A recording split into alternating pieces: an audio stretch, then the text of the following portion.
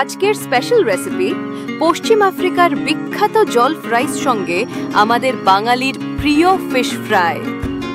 প্রথমে তৈরি করব জলফ রাইস। ব্লেন্ডারে টমেটো, আদা, রসুন আর শুকনো লঙ্কা দিয়ে পেস্ট বানিয়ে নিন। কড়াইতে তেল গরম করে পেঁয়াজ কুচি সোনালি করে ভেজে নিন। এবার টমেটো পেস্ট দিয়ে ভালোভাবে কষিয়ে নিন। টমেটো কেচাপ, নুন আর মশলা মিশিয়ে দিন। এখন ধোয়া চাল দিয়ে 2 মিনিট নেড়ে নিন। চিকেন বা ভেজিটেবল স্টক দিয়ে ঢেকে দিন। কম আঁচে রান্না করুন যতক্ষণ না ভাত ফুটে যায়।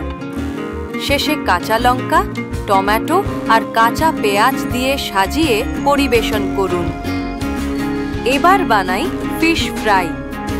মাছ ধুয়ে লেবুর রস, আদা রসুন বাটা, হলুদ, লঙ্কা গুঁড়ো আর নুন মাখিয়ে আধ ঘন্টা ম্যারিনেট করুন। তারপর হালকা বসন ছিটিয়ে নিন। গরম তেলে 2 দিক সোনালি আর মচমচে করে ভেজে তুলুন। ব্যাস হয়ে গেল আজকের দারুণ কম্বিনেশন, আফ্রিকান জলফ রাইস সঙ্গে বাঙালির ফিশ ফ্রাই। ঘরেই তৈরি করুন আর পরিবারের সবাইকে সারপ্রাইজ দিন।